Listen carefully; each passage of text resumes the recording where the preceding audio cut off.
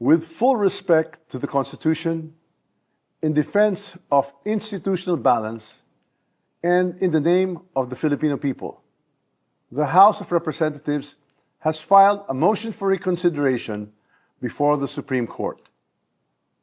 This is not an act of defiance. It is an act of duty. We do not challenge the authority of the court.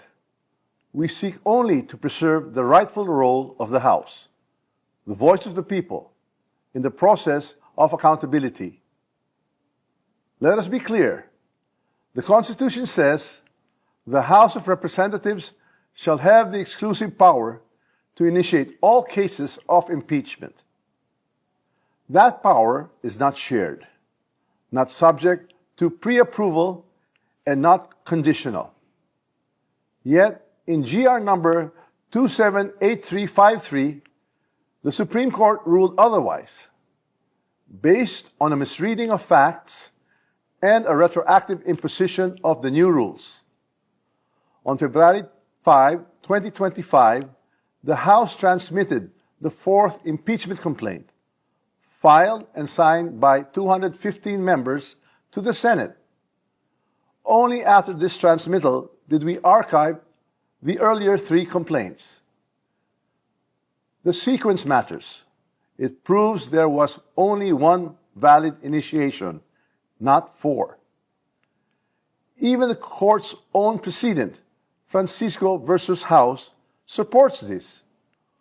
Only one impeachment can be initiated, and that initiation begins with a one-third endorsement or a referral. That is exactly what the House did. The court also said the Vice President was denied due process because she was not furnished a copy or given a chance to respond. But nowhere in the Constitution is that required before transmittal. In fact, in all past impeachments, the trial and the right to be heard take place in the Senate. To invent new rules now and apply them retroactively is not just unfair, it is constitutionally suspect. Let me say this with candor. A government of laws cannot allow any branch to become the judge of its own accountability. The Supreme Court is a co-equal branch of government. Its wisdom is deep, its authority is real. But its members, like the President and the Vice President, are also impeachable officers.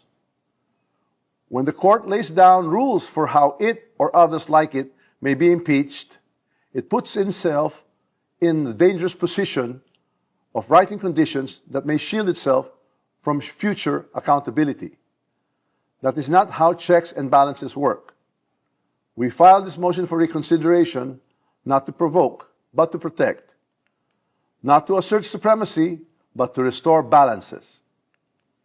Because if impeachments can be blocked by misunderstood facts or rules made after the fact, then accountability is not upheld, it is denied. To dissent is not to defy. To demand accountability is not to destabilize. To insist on constitutional integrity is not to weaken democracy, it is to strengthen it.